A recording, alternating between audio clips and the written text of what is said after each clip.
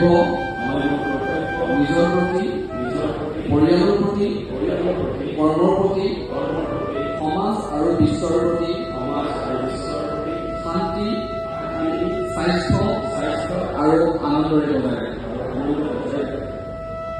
ধন্যবাদ।